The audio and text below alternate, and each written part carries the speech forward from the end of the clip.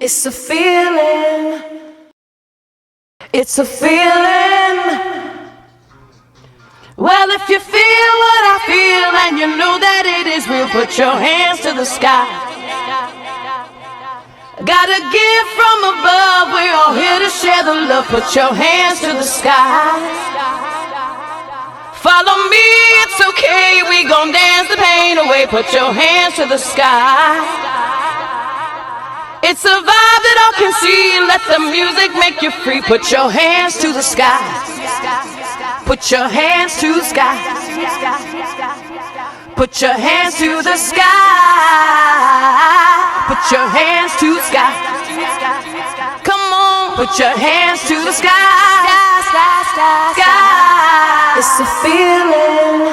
People sometimes ask me, what is house music?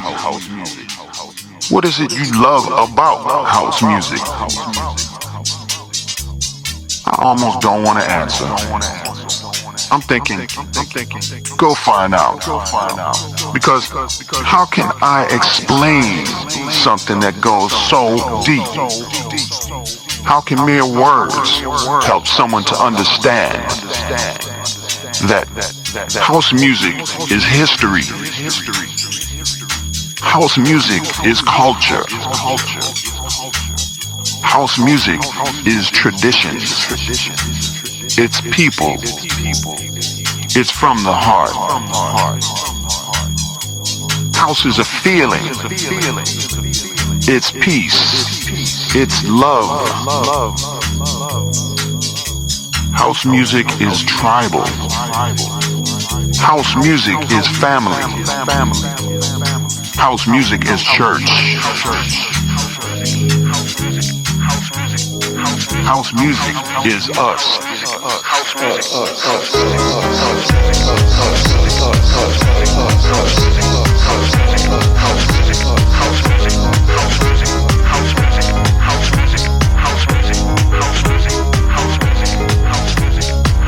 House music, to me, is soul fulfilling. House music is an energy, a vibe, a sound that you can get lost in. House music is here because this is the temple, which is the house. You know what I'm saying? The heartbeat is the rhythm. You know what I mean? The spirit and the soul. A lot of people don't understand house music, and I've tried to explain it to people. Don't start listening to the repetition. People are like, oh, it's too repetition, just the same thing. And I'm like, open up and let get sucked into the repetition. And I'm like, don't hear this sound playing this line, hear this beat doing this thing. And they're like, oh, and then they start to feel it. It could be different tempos, it could be slow, but it's erratic, and you feel it. A lot of us know what house music is. It's not techno. Techno is a totally different. House music is music for the soul, just like a good home cooking. In the 70s, during the height of the disco years, dance clubs had an exclusive door policy, only allowing the rich and famous behind the velvet rope. In response, underground parties emerged, catering to those waiting outside the city's most famous discotheques. These parties appealed to the invisible people, those on the margins of society. Through dance, a spirited community of love and acceptance was created, finding a home in such places as the Loft and the Paradise Garage. In the years since, house heads now gather in organic settings, parks, beaches, and boat rides, exposing the values of freedom and the uplifting message to those who would otherwise not have experienced the movement. House music is truly a symphony of the soul, touching its fans in a personal and profound way.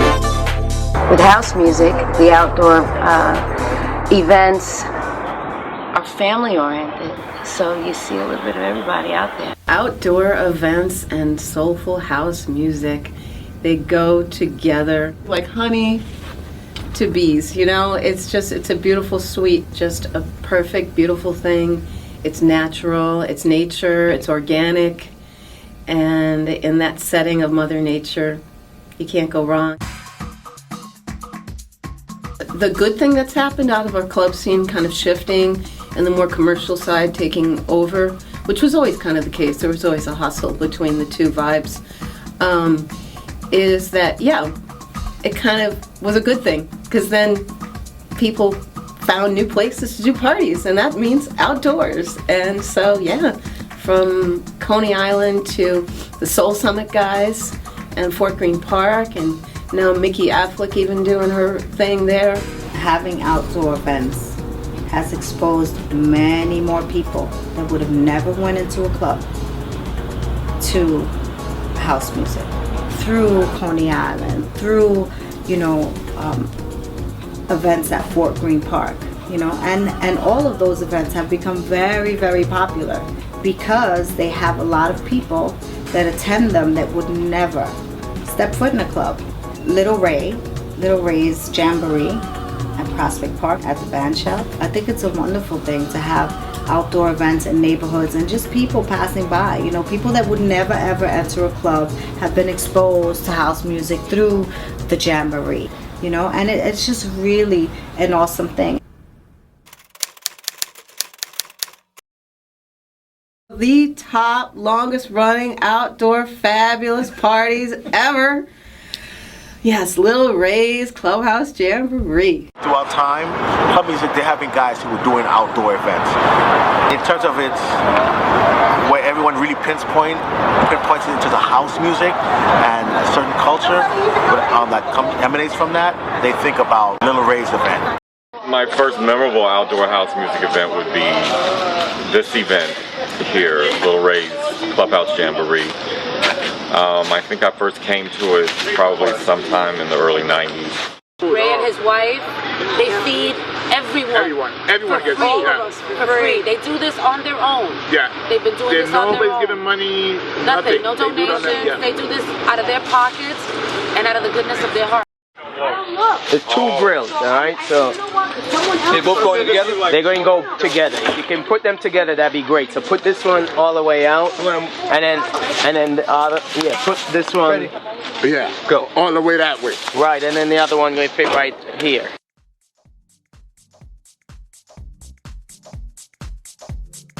Actually, it was interesting. I went in the beginning years when it was at the Prospect Park Band Show. And everyone dancing, and I mean, it was beautiful, but I kind of like it in the woods now.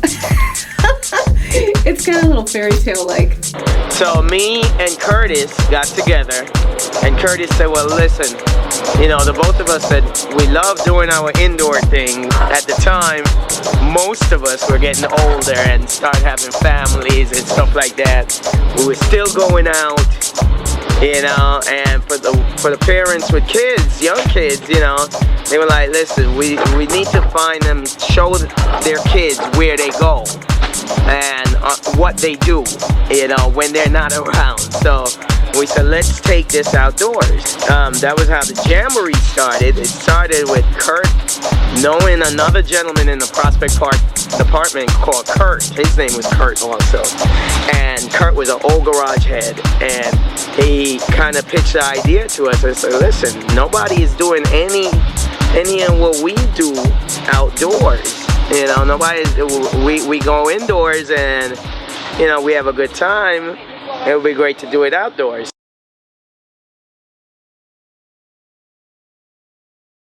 The crowd that comes, the dancers, even though this might be grass or gravel or mulch, they dance on it. They spread out a cardboard sometime.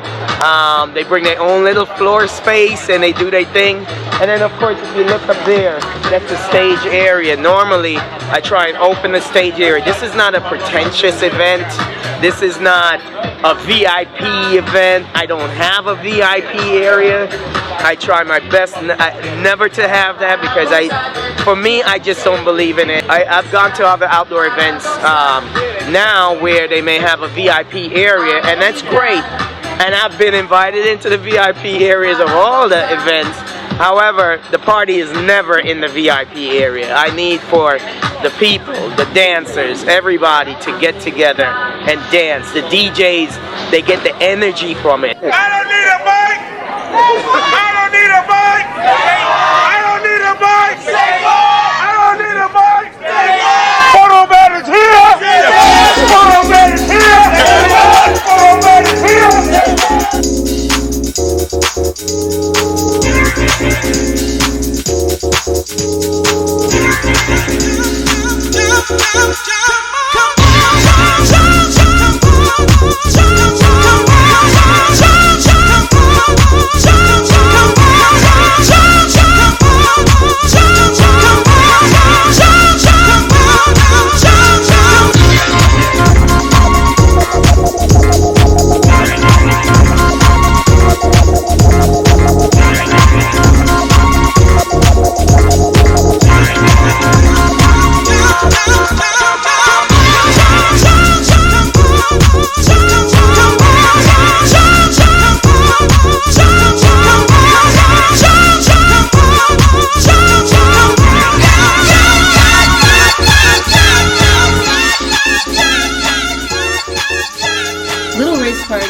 Clubhouse Jamboree is a great example of what I was mentioning about community and the charge that I got from that community also, and that vibe. I mean, the food he puts out and feeds everybody, and it's a labor of love. It truly is. Music is kind of what draws everybody together, you know, the music and the vibration, and the fact that for New York, this is a scene in a community that's been around since the middle 70s. And you've got generations of dancers and DJs and party heads, and so it's like it's just a continual line of people, you know, that just love music and love having spaces where they can express themselves, you know, to a full degree. Dancing because you love music and you love the way that it makes you feel, you know, and that being the primary, if not singular, goal, you know, for most of the outings. You ask the even the young kids, the guys who are DJing, who are up and coming now, and they'll tell you that this music is very complex.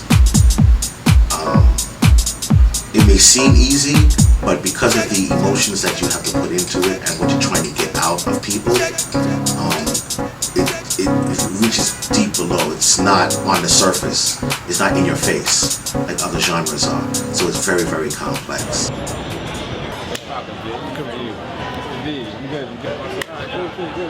We're gonna do this inside, right?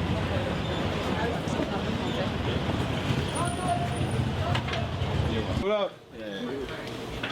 It's cool for My House Rocks to use my likeness, myself, me, physical, Mr. V, and this is my likeness, my name. Also, I give all the permission and rights to use all of this. For My House Rocks? My House Rocks.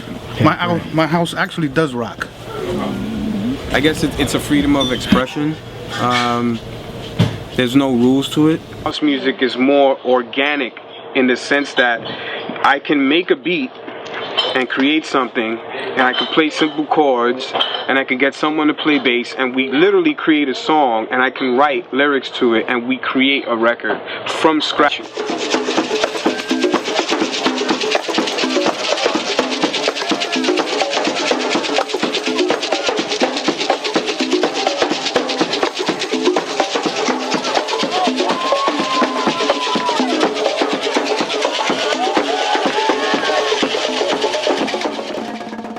It's also where we come from, the roots. The bonds and again the commonality that what we all share in common is being able to be free and lose yourself in the music, especially the drumming. It's a very ancestral, old, ancient, you know, practice. You get a house music song, you're actually getting the essence of where we're from. You know, there's a lot of, you know, African tribal music, there's a lot of Spanish music in there, and it just derives from that.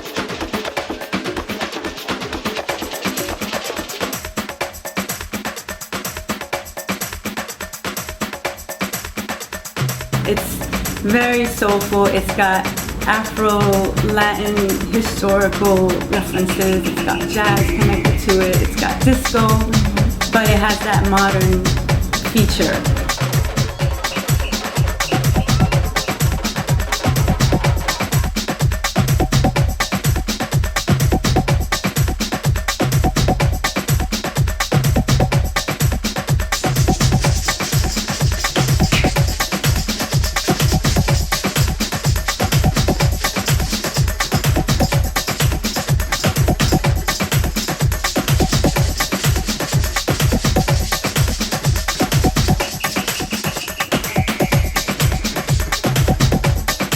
I think the more you get close to revisiting the people that represent that culture, you're going to find the most soulful genre or the most soulful expression of that music you're going to get, because you're going back closer to the roots.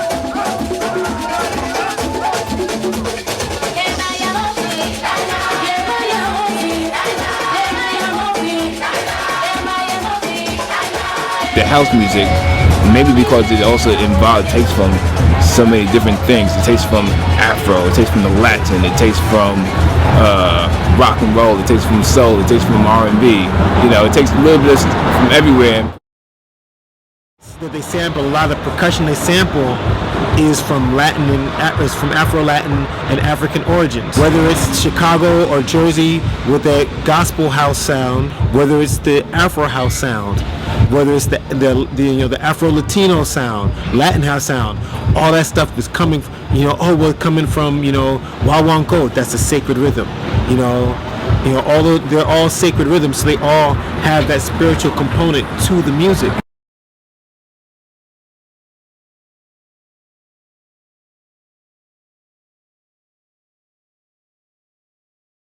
I think it's one of the most powerful genres of music for what it does for people and the movement and the effect that it has on people.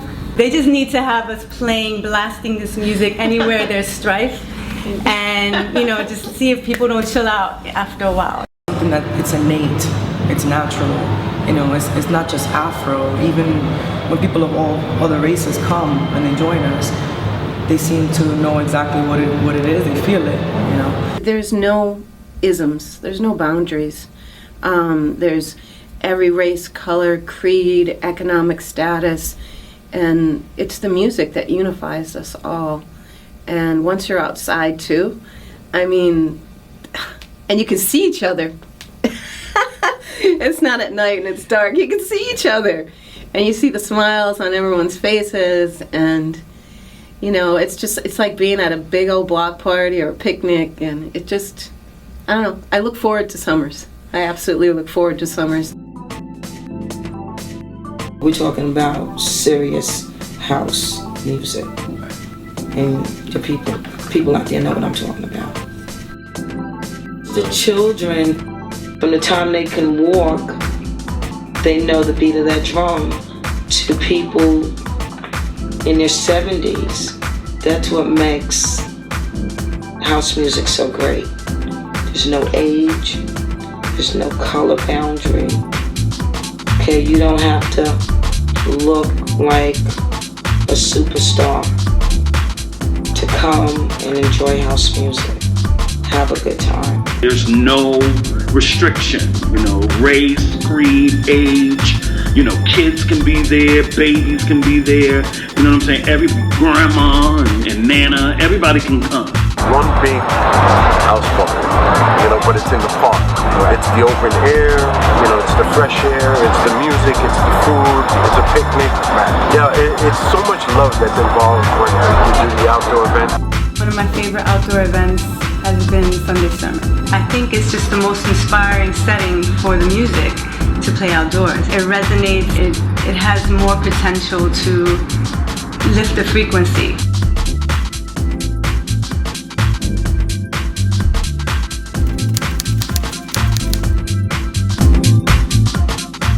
We all try to support each other, we have Soul Summit in Fort Greene, you have the Coney Island guys, we have South Street Seaport, the Melting Pot and other groups. It's important in this dance culture that we try to support each other, and also there's a big gap between the age groups in terms of this style of house music, soulful house music. The age group, you don't find a ton of 20-year-olds playing soulful house as opposed to 40 and 50-year-olds. So there's a gap in the middle, and what I'm trying to do here is also bridge that gap. As we continue more Girl Power, we have DJ Kamala. Coming to you. Of course, big up to Chris.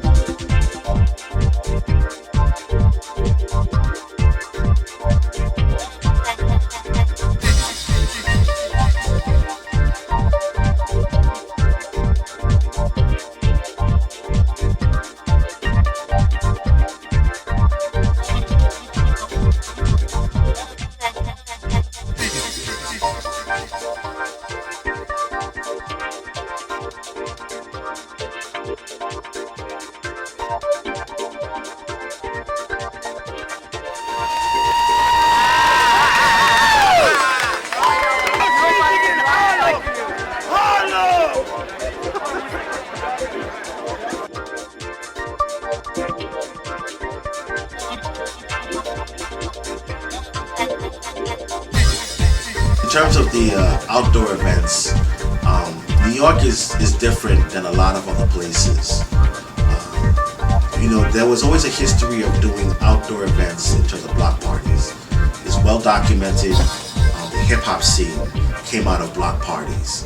But when you want to talk about the outdoor house music scene and its evolution, you do need to talk about Wayne Williams. You do need to talk about the Chosen Few Picnic.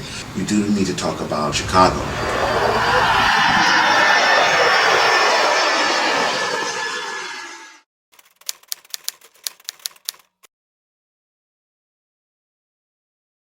Brief. You've been doing it so long, it's not going to be that brief. But I started off as a DJ in 1974 and started playing disco music, and one of the first straight DJs to play disco music in Chicago, because at that time most of that music was being heard and played by gay DJs in gay clubs.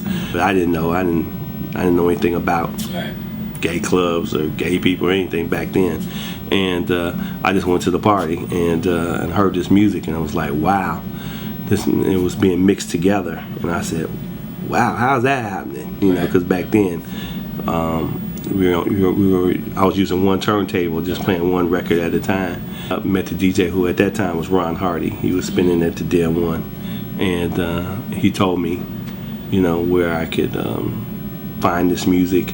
I told him where I lived on the South Side, and he said, you're going to have to go to a gay club and hear this music, I said, I've never been to a gay club before. He said, you're in one now? I said, really? This is a gay club? But it really intrigued me, the way they just kept this music going without using the pause button, and he had obviously 2 turntables and mixer, and so he showed me, and that's pretty much how I learned how to DJ. I'm speeding, but we started making records, and my brother, who's Jesse Saunders, my stepbrother, I had taught him how to DJ, because at that time I became so popular because I was the only one playing this music on the South Side that I was getting all the parties, and being the greedy guy I am, if I teach my stepbrother, we can do more parties, split the crates and get more money. And Jesse became popular too, so now it's just me and him DJing. So he would get his own gigs, and he wanted to use my records. Well, you can't use my records, you gotta get your own records, and it used to frustrate him. So there was this one record in particular. It was an import that I bought. Imports, you get them quicker because there wouldn't be that many copies of them, and I was the only one that had bought this import. And so when I played it, it became a real popular record. And then Jesse be mad because he couldn't take it to play at his party. So he said, man, I'm just going to make the record. And so he asked me to leave a copy of the record with him. And he had bought some equipment. And he just, when he said it, I was like, you don't know how to make records. He's like, man, watch me. So I said, okay. And sure enough, he made the track. He kind of copied the record, the track. And the song On and On, which also became popular. And then he said, I'm gonna press this up because people like my version where we play. And that's what he did. He pressed it up, and then that's considered one of the very first house records, On and On. And I did a song on the Alias Dr. Derrick called Undercover, which became a big local record in Chicago, and it flew out the stores, So those were like the first 2 official house records that came out in Chicago, and then I'm sure other DJs heard these records and were like, if these guys can do it, so can we, and the rest is history. Actually, the Chosen Few started when I was in high school. Some of us moved away, moved out of town. We would all end up being in Chicago only for the holidays. Like it was either 4th of July or Christmas. And whenever we came back together, everybody would always ask us, when you guys DJing together? Andre's family always, 4th of July had they would always do a picnic. Well, they had a family picnic.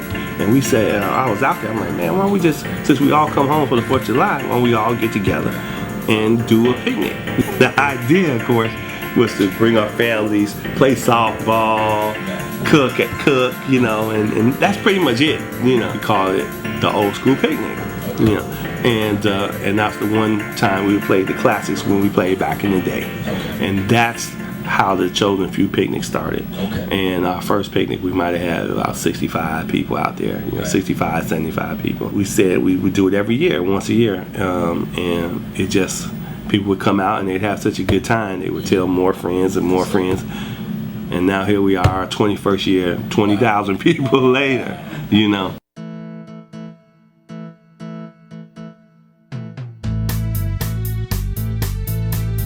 It's genuine love. People coming from out of town, like, man, the way these people here treat us is amazing. They can't believe it. It's like a big love fest, how well they're received and how warmly they're accommodated. And people in the music scene and house music scene, period, though, that love is a big part of our scene. We've had our picnic for 21 years and have never had an incident. So imagine that. All these people that we have, over 20,000 people, and never had an incident, man. Come on. All the elements that you have in terms of Soulful House, that's what it's all about. It's about that connection, that to make people feel good about themselves, to make people reach within themselves and to release. It was really like taking over from where jazz, for instance, is like, because with jazz, it is instrumental, but it touches you in a certain way and it touches certain emotion. Well, Soulful House took elements of that, okay, touch your soul, but also made you dance to it. And that was like the evolution, the next evolution. And what is noteworthy about that particular picnic is when you consider the climate in terms of gang violence in Chicago. It's well known that it's pretty bad. That they've been doing the event for over 2 decades, and they've never had a single incident of violence or an outbreak of violence. It's a peace-loving event. People come from all over the world, and it's just noteworthy that they have this peace-loving event, a quote-unquote love-in. Because that's what we live for as DJs and the music that we play, are the dancers and the people who love our music.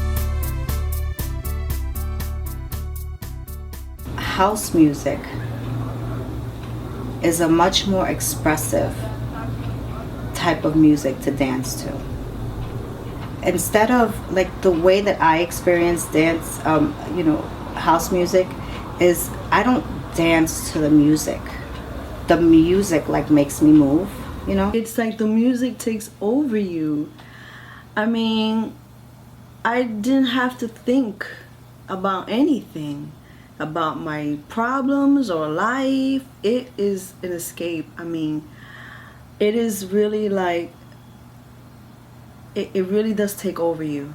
And there's nothing else to think about but the music and the feeling and what it tells you to do, how it makes you feel, and you just exude that music you hear and the instrument and everything just comes out of you, and oh man, it's such a good feeling, and just talking about it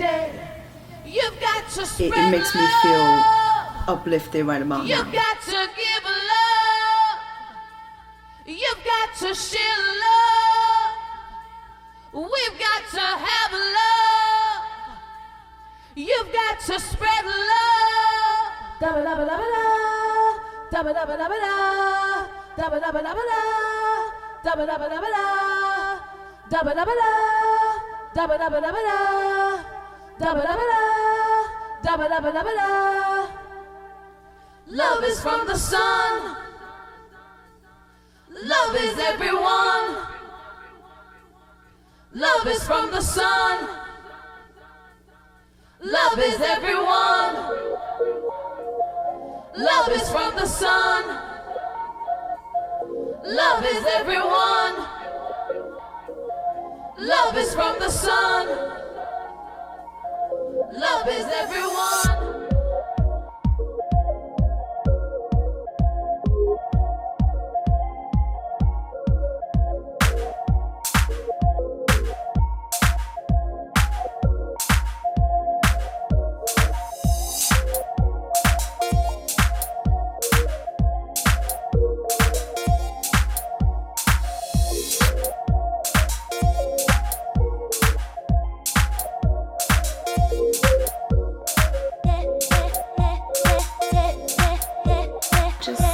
sought out those things that made me feel good. Whatever it is that made me feel free, happy, and especially during those times where I was challenged by certain things, I would just seek out the things that brought me joy. Dancing has always done it for me.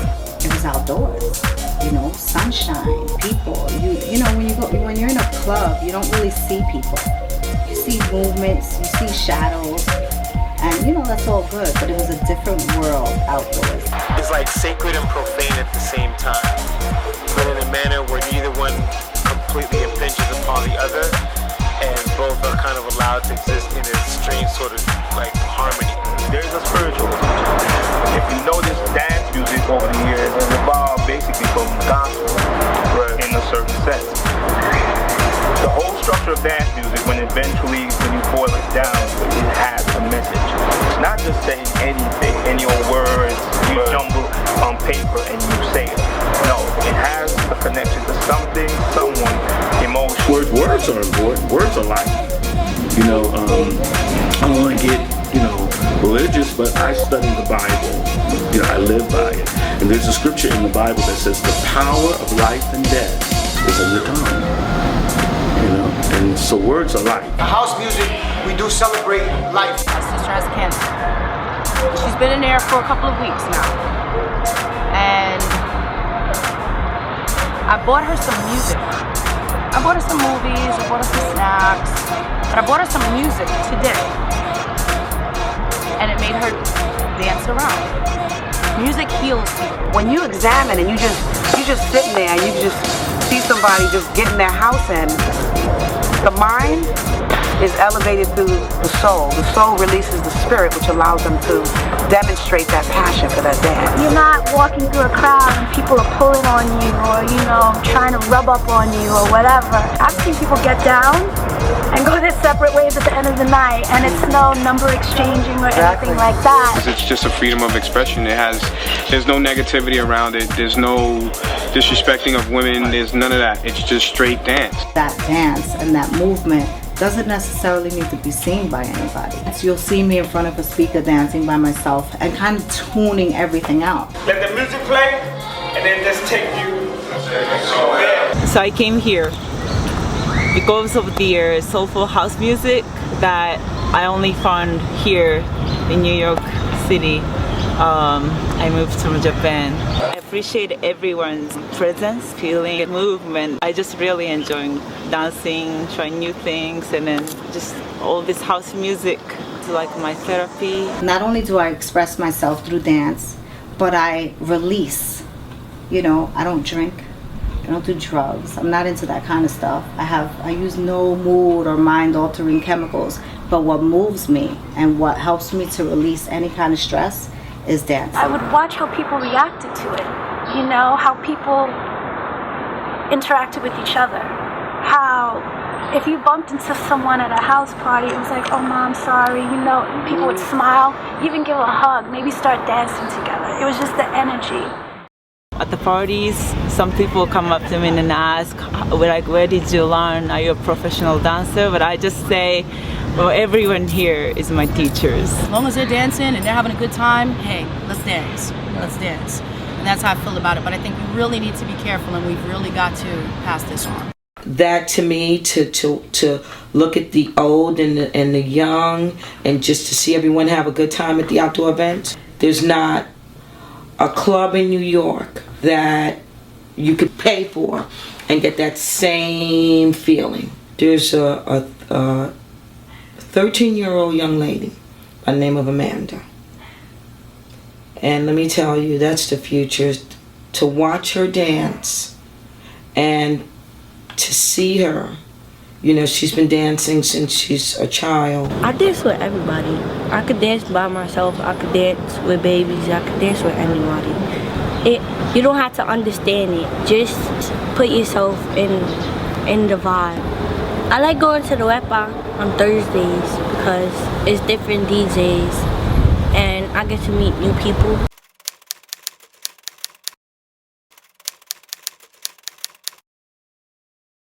I'm here because I representing my daughter Amanda Morales. She dances at the Wepa and who's also a member of the Coney Island Dancers. And she's been dancing since she was small. I've been a house head ever since I was a baby. They used to play house music to me when I was a baby and in the womb. And they used to put the headphones on her stomach. I like to observe and put different styles into one and make it my own. And I have a couple of friends coming so that they can see me dance.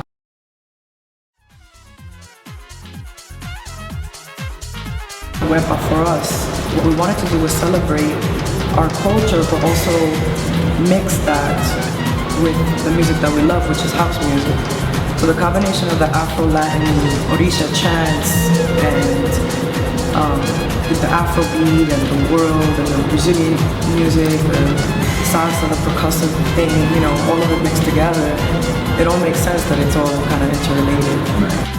The beauty about house music is that it lends that particular freedom. There's no style, there's no way of doing it, there's no boundaries. It's just freedom, and that's what there is when it comes to like a tambor or a gathering of drums. Usually you're not thinking about what you're doing, what movement you're gonna do, what you're wearing, who's looking at you. It's not really about that, it's about losing yourself. Put your hands up in the air and be able to feel like a release and feel like you can breathe in and out. And just feel like, oh, this is like, you know, a safe space. This is it, I've arrived.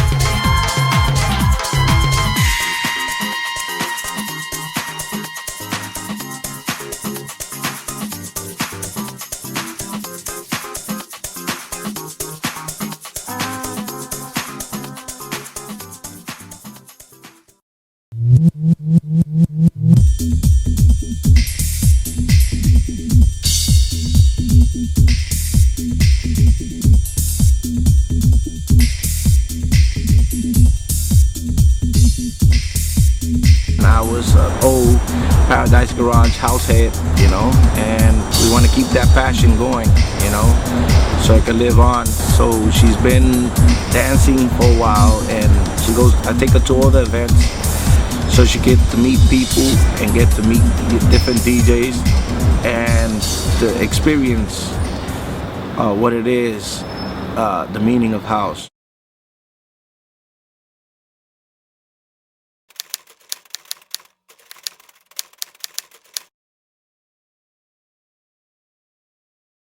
There was a time in my life when I was trying to figure out who I was, and you know, a time that it's not like it is now, where if it wasn't for house music, you know, I probably wouldn't be here, because I didn't see people like me. I didn't understand people like me. And I will say this, although I don't like to talk about it, until I did go to the Paradise Garage. And then there, I was like, that's it. I'm not crazy. I'm not strange. I'm not a freak. The ramp to the legendary Paradise Garage was not just an incline of pitch and asphalt. It was a gateway to discovery and transcendence. Those who were fortunate enough to walk up will forever carry with them the life-changing experience that took place on that sacred ground.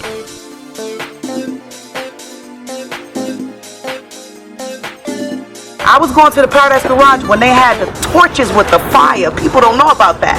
You getting up that ramp and you feeling that and you getting closer and closer. When we had torches in the Paradise Garage, not lamps. And when you get in that Paradise Garage, my God, everything that you ever thought of, everything that was ever going in your life, you didn't pay your light bill. If your man left you, if you got no milk at home, you forgot every single problem you ever had because it was so much love. Yes. In the Paradise Garage. Larry, his spirit was amazing. Paradise Garage saved my behind a little bit because I'm not supposed to be here.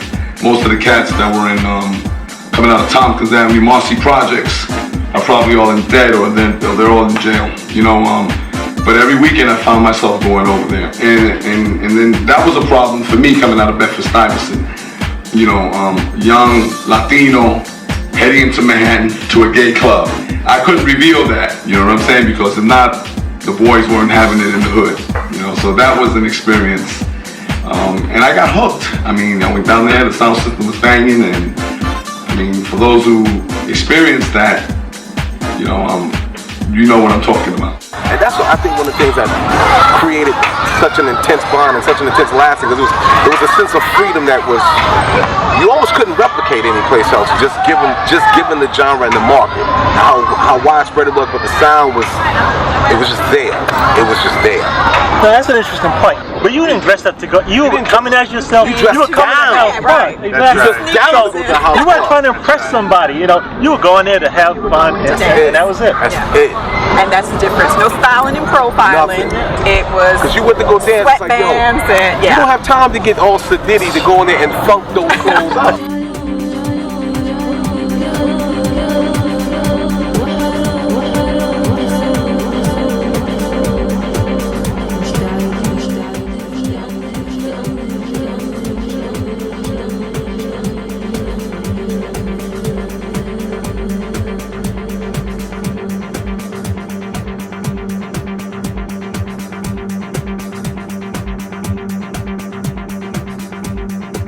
Became a member of the Paradise Garage, and it gave me some place to go to every week, feel a part of, and identified, and it carried me through. At that time, you know, a lot of people were dying of AIDS, and they didn't really know what AIDS was. It was like at the very beginning of everyone just kind of getting sick and just dying. It was a frightening time for a lot of people, and everybody was on the edge and just scared of how they were going to contract this thing. And you know, families were cruel. They were cruel to their family members who were getting sick or who they thought might get sick, and they were being shunned away and pushed out. And a lot of churches were not equipped to handle this situation, and a lot of the members of the garage felt uncomfortable and unwelcome. And the music started to become so just consoling. It was inspirational, just to help them get through the day. We had the midday mix, you know, and house music would come on and just get these, you know, folks through the day. That was the issue. How am I gonna make it just through the day? Not only the garage, but most of the clubs that played house music just became their sanctuaries. That's where they were inspired. That's where they were filled with the Holy Ghost. That they were praise dancing. A lot of them, you know, yeah, some of them were, you know, there were drugs, there was alcohol, but there was pain, you know. And for a lot of them, the next place was heaven, you know. But they weren't happy. They weren't filled.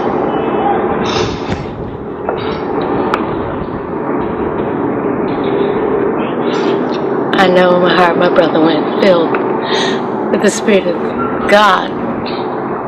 he didn't get it from a church. He got it from the garage.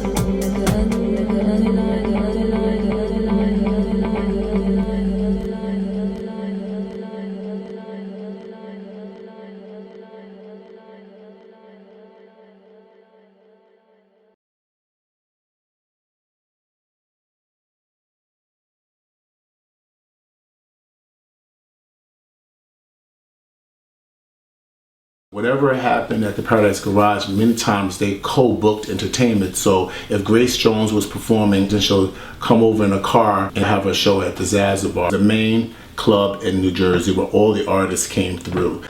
When everybody was going to the garage, there was a whole nother scene happening in New Jersey. Zanzibar. At Zanzibar, you had T. Scott, Larry Patterson, Tony Humphries, Larry Levan, Dave Morales, Frankie Knuckles, and I used to go to the garage, and then I'd go to Vinyl Mania and Downtown Records and buy the records and bring them back to Jersey. But Jersey had a whole nother thing going on. Jersey had soulful house music, like Kenny Mobian. Hello, hello.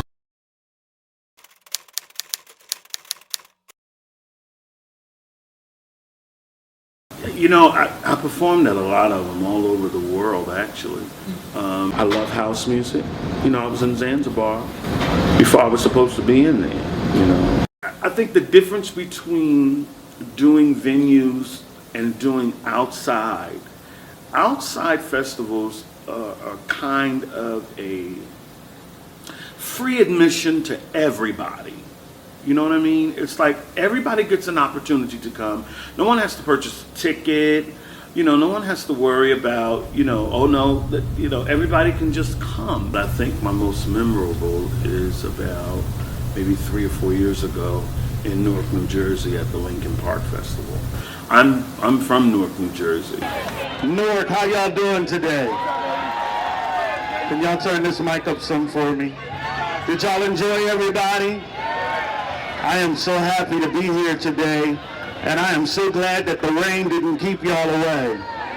There were like thousands of people out there, and just the response, you know, that I got. I'm from a predominantly black area, you know, where I live all my life, but there were so many different ethnicities and people out there in that audience. It just like, it shocked me, and I never ever forgot it. I never forgot it. It was amazing. Our whole thought process behind this is to recapture what we used to hear, and that's how we draw the crowd in, because people remember that. I work for a nonprofit organization called Lincoln Park Coast Cultural District. Our mission and vision has been to create a green, safe, musically rich neighborhood. We have a health and wellness pavilion teaching people how to prepare their food, how to eat, how to prolong their lives. We have a place for the kids to have skateboard clinic, golf clinic, basketball clinic, arts and craft vendors. We have food vendors. So when people come, and it's free. Now all of this is happening and it's free. And so when people come, they leave different from how they arrived. If you walk through the park, you can see people you went to high school with, people you grew up with, and because our lives have gone in different directions, it's the one time, one time in a year, especially on the House Music Day, that you get to see these people. Our festival is a 3-day festival, Friday, Saturday, and Sunday. We chose Saturday for house because we knew that this was a big house music city. The mechanics and ingredients of what made a festival. With all our collective experiences, we pulled it together and it just morphed into this outdoor music festival that's known in the region and now internationally known.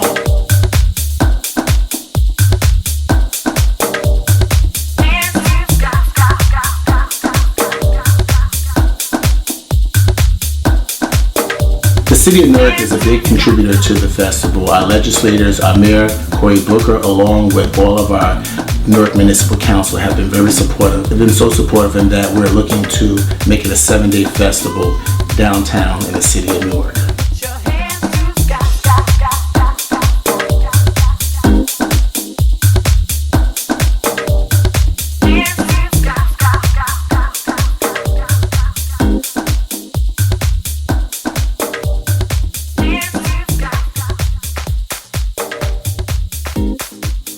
It was amazing. I mean, you know what? It was amazing because seeing so many people from different walks of life, you know, outdoors like that, because you have so much feedback. Again, my music transcends different genres, not just house music, not just R&B music, not just pop music, but gospel too. People just want to know that somebody understands where they are. You know what I'm saying? That men, you can relate to that. He feels like he's come to the end, but I say you've only began, my brother. Like the phoenix from the ash, you must rise. So take to the sky, rise above the storm. You know, and so when they hear stuff like that, it's like somebody knows what I'm going through. Somebody knows what I've been through. And I'm telling you, man, the tears, not just from Rise Above the Storm, but while we sing. You know, I was in Japan one year, and I was just singing When I Do. You know, why should I feel discouraged? And the girls, there was this section of girls right over to the right, and I mean, they were crying. I felt like I was in a church revival. And they were just crying, and I was looking, and I'm still singing. I'm like, well, do I keep singing? I don't want to hurt anybody. And they were just crying. And, you know, after the show, got off the stage and they were trying to wish me away, but I had to talk to those girls. I was like, well, did I do something in a past life? What, are you guys okay? They were like, no, you don't understand. That song saved our lives. You don't know, we have been through so much. You know, my sister almost died, and we would play this song every day. And this song saved our lives. And I just stood there with tears in my eyes. What makes soulful house music so different is everyone who produces it, everyone who performs it, at the end of the day, they're trying to connect with the audience in a spiritual level. When we do events at Coney Island, or when I play at Coney Island specifically, I always go back to the experiences that I had going to clubs like the Garage and going to other soulful house events. And I try to connect with who's ever out there on the boardwalk, because the boardwalk is a public event. Anybody can come to that event, and for a lot of people it's the first time they're ever experiencing that music.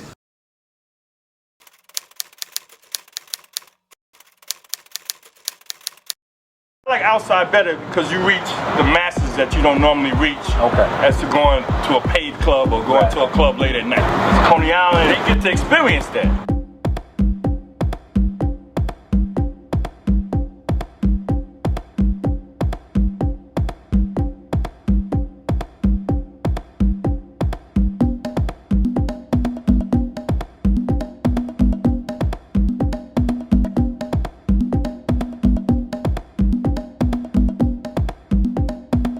Well, I was raised in Coney Island. I was raised around mobile DJs and large sound systems, guys playing in the parks and guys playing in front of rides. That's all I ever knew from growing up. We have our way of how we like to express it in New York. The founders of the Garage, the Loft, and the Shelter in Zanzibar crystallized it into some playlists given by some DJs. We've been having these illegal beach parties, me and Taboo and a couple other guys. We decided to find a way to take it legal. There was no permits involved back in the 80s and the early 90s. No parks department and police involved. There was no oversight. There was no regulations. 1997 is when I first saw that the Parks Department constructed the entertainment pavilions on the boardwalk. Green platforms about a foot high that a band could set up on and play. The first party was June 1997 on the boardwalk at West 10th Street in Coney Island. Myself, DJ Timmy Richardson, and Taboo. We had a little partnership going at the time. Now, you gotta understand, they didn't want to let us do it at first. At that point, in 95, they had stopped all DJs, all bands, all live entertainment, no music, no nothing. I talked to the Parks Department and managed to convince them to let us set up something with dance music. I talked to the police department, it was the same thing. I explained to them what kind of music it was gonna be. The deep soulful house music brings people together in such a way where they enjoy each other's company, they feel the music. You take away everybody's reason to fight because there's no velvet rope, there's no dress code, there's no VIP list, there's no bottle service. The experience is completely democratic. We ran a Coney Island event, which was initially called the Colony, named after one of my favorite hotels in South Beach. Then I renamed it, it was the Black Underground Saturday Dance Party. Continuously, every summer, from 97 to 2004. Started the events about 4 years ago. However, I've been on the beach since 1996. Right around 96, Black Underground was doing the beach parties. Back then, I don't even know if we needed a permit or anything. I don't know. All I know was that a dear friend of mine, DJ Parnell, would bring his equipment up there, and there was no gazebos. That's right. It was only on Saturdays. There was no Fridays, no Sundays, and there were other people coming, other fly-by-nights I call them. They were free fall. Everyone started to put in permits, and when I rewind the tape and saw the magic that Mike Brody and Larry Levan and David DePino and those guys were doing, you know what I'm saying? I just thought that I could somehow bring that back to life in Coney Island. Well, you know, it's interesting that someone would call our events fly-by-night events when we've been out there consistently since 2005. You have Preston Brown, we started Sandcastle together in 2005. You have Ray Vasquez. We've easily done each over 100 events on that boardwalk. So no one could call us fly-by-night, and people demand that we come out there. House music dancers, they know what they want. They know what they want to hear. They know what kind of DJ they want to hear. If you see somebody putting baby powder on the floor, you got to be prepared because they're going to be doing flips, they're going to be rolling on that floor, and half an hour later changing into another set of clothes. You know, so, but if you go to a regular club, it's limited. It's very limited. You know, people are restraining themselves because they look at people watching them. But if you're a dancer, you don't care who's around. You're gonna dance and have a good time. The very first time I played outdoors was actually at Coney Island with Ray Vasquez. And you know, it's tough playing at Coney Island to the soulful dancers because you know you gotta bring it. I remember in particular seeing one little girl. They made like 10 years old, and she was just looking at me with this big smile. It was like, wow. Now 10 years old, and she's looking at me, and all I remember her was just that big beautiful smile and dancing. And she gave me this head nod, like the old school head nod, you know what I mean? Like, yeah, you got it going on. That's one of the biggest memories I have when I first came out into the scene. Outdoors, you can't control that. I mean, it can be anywhere from 10 to 3,000 people out in the open. You can't control that. Not even the cops can control that.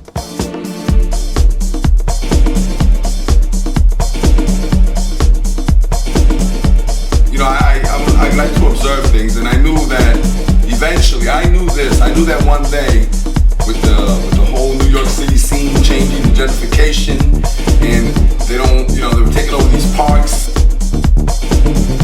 But the city doesn't have money for it to upkeep their parks. Then the community steps in and they fund it.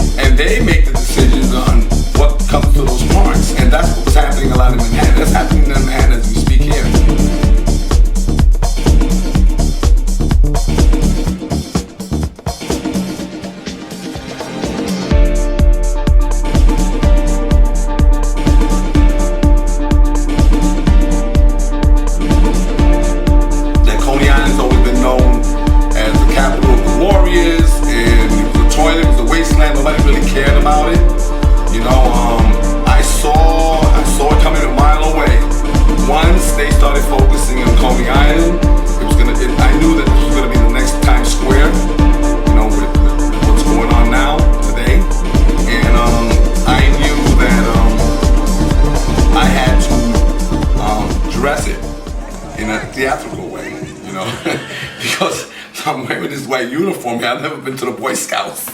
He's so crazy with all his, but it's smart. All his pictures, he's got pictures with him on the mayor, with Marty. You know what, the other thing too is like you can't be in a vacuum. So when it comes to outdoor events and parties, we have to realize that it has to do a lot with sound, definitely with garbage, you know, pick up after yourselves. Even on the boat, I tell people, you know, pick up after yourselves, you know, and don't throw your cigarette butts in the water. Coney Island's always fun. You know, the Coney Island dancers, and very energetic, and I've enjoyed DJing there. As a matter of fact, the last time I did, I can personally say I rocked their world. And, and it was fun. It's a fun crowd. It's a great crowd to DJ to, because they get it, they know it, they love it, they live it, and it feels good. It's also up to, I think, the party thrower to make people a little more conscientious of their environment around them, too. In Coney Island, but even it bothered them where it used to take place, which was a beautiful band shell and a beautiful park, but the neighborhood just wasn't having it, especially the synagogue down the street. To do outdoor events, and Coney Island Boardwalk is no different, you have to go through a process, and that process is you have to deal with your local authorities, and you have to deal with the New York City Parks Department. You have to deal with the New York City Police Department. You have to get the proper permitting. You have to make sure that you have the proper staging out there. You have to make sure that your attendees will be safe on that boardwalk. You have guidelines in terms of hours you can do events on that boardwalk. So, and they will not allow you to do those events on the boardwalk if they do not feel that it gives back to the community. So when we do these events in the boardwalk, we're making sure that these are community events that the local authorities approve of, and that anybody could come out there and say, you know what, these are quality events. One of my favorite parties, and ongoing forever, before anyone else was really doing outdoor parties, is the Central Park Skaters Association.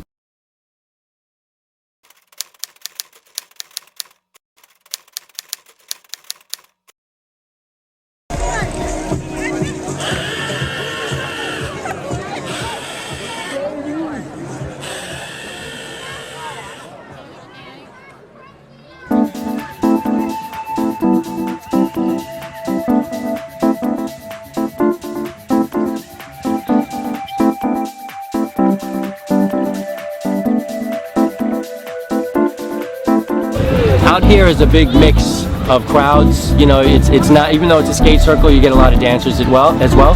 So, you know, out here the trick is to really kind of keep a balance between stuff they can skate to and stuff that the dancers will appreciate.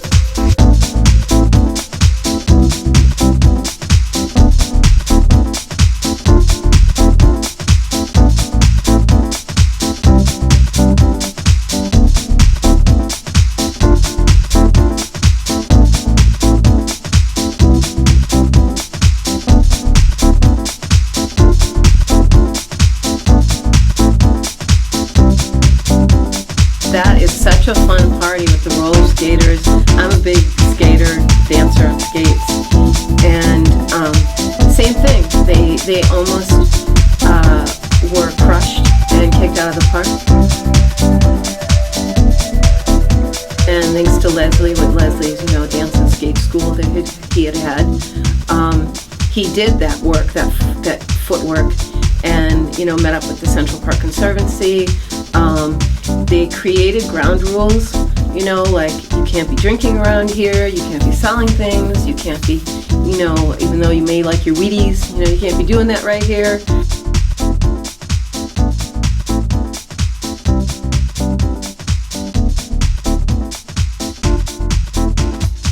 I actually played for the Central Park Skaters 1998, and I came with a very big sound system. Because of the neighbors in the neighborhood, they felt that the music was too loud at times. And that's when the opposition came. So they made the proper adjustments.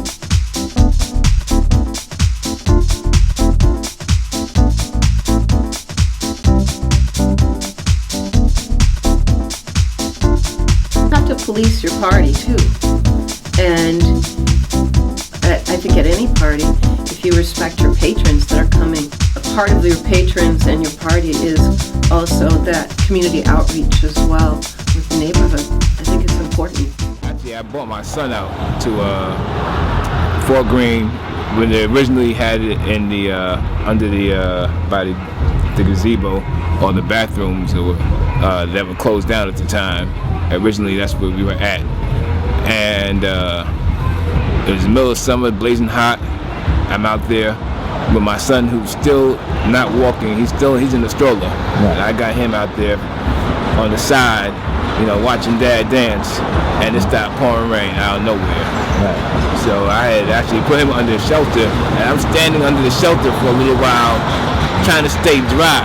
They had put plastic over the speakers, and I'm just in the corner. I realized everybody else is still dancing. Right. Everybody else is still dancing. Water's coming down, hair is flinging wet, and people are just like, and then they started playing Let It Rain. After a while, you just stop trying to stay dry and jump into the mix, and it was just like a soul-releasing, refreshing experience. Like, we're out here, a bunch of black folks dancing in the rain, and it was just crazy, and you just didn't care. Right. That would probably that's my most memorable. That's the situation that I think is most different from any other situation that I had outside in the park.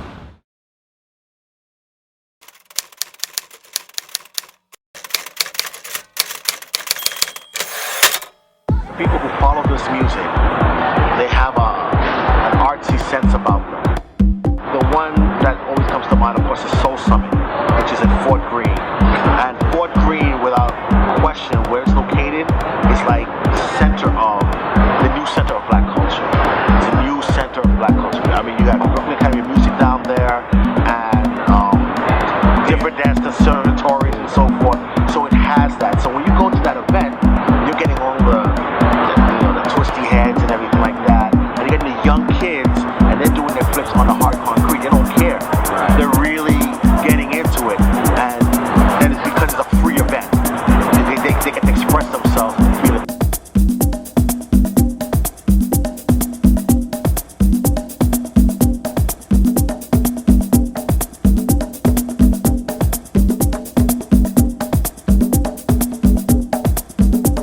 It was a new venture of that size. I think in any location would raise some eyebrows, but especially if you're unfamiliar with, house music events in general are very peaceful and loving. But the sheer numbers that were coming out were alarming to some people. They made official complaints about the numbers because they couldn't say that there was any fights. They couldn't say that it was any rowdiness, but it's 3,000 people in a park that has never had 3,000 people on a monthly basis. There's so many. The political landscape of New York City is a complex one. And to do something outdoors, technically, you're right in the middle of a neighborhood, especially in the case of Fort Greene. The big elephant in the room is gentrification. Noise, absolutely, is the #1 complaint in the city. One man's noise is another man's music. It's such a cool vibe that I can't understand why the people who are moving in there right now are trying to get rid of it. They're trying to actually get rid of it because the music's too loud. This year I parked my car over near Brooklyn Tech, and they were playing the Mirror Dance, and I heard it sound like a transistor radio. And I'm saying to myself, wow, they can't deal with this from 3 p.m. to 8 p.m.? That's a shame. I mean, the best advice I could give to house heads, which a lot of times we don't approach it like that. We kind of just do it like, hey, we love it, it's for the good, we love it. But you have to do your community outreach. You got to go to the community board meeting. You got to start to meet people, the players in the neighborhood, the politicians. James Davis, that was one of our first councilman. Yeah, Councilman James Davis. That was one of our first opportunities to pay homage to played a big part in us being able to get this thing off the ground here in Fort Greene Park. 11 years consecutive. Marriages have taken place. We get emails all the time, people who met out here and who are married, you know, which I find amazing. That's just, wow, amazing. Last year, went there, and of course, you know, all the DJs are out there, they are jamming, then all of a sudden, it started raining.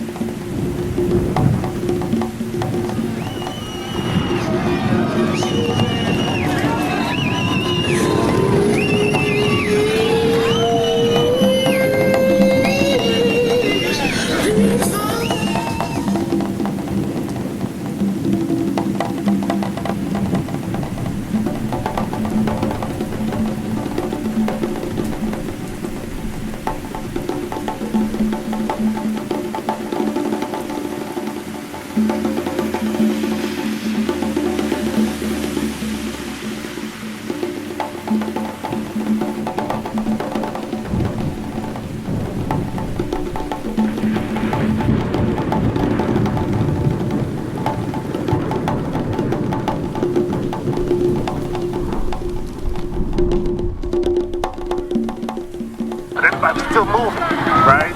And then the DJ throws on, what's his name, Sean Asafari.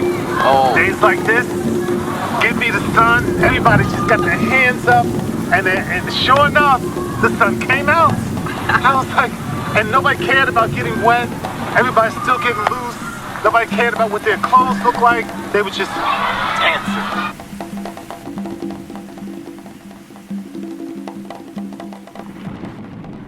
Everybody's invited, and there were all kinds of people there, and it would be sorely missed to see something that cool leave the park, because that's Brooklyn.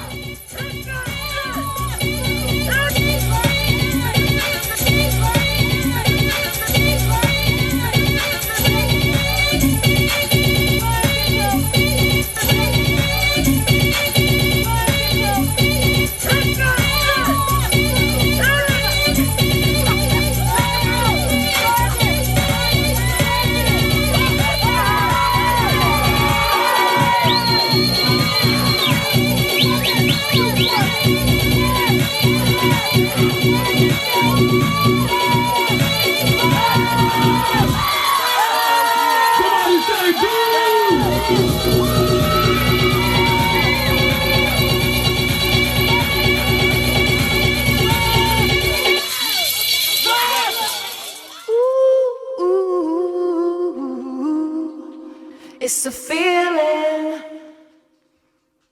It's a feeling. It's a feeling. It's a feeling. Well, if you feel what I feel and you know that it is real, put your hands to the sky. Got a gift from above, we're all here to share the love. Put your hands to the sky.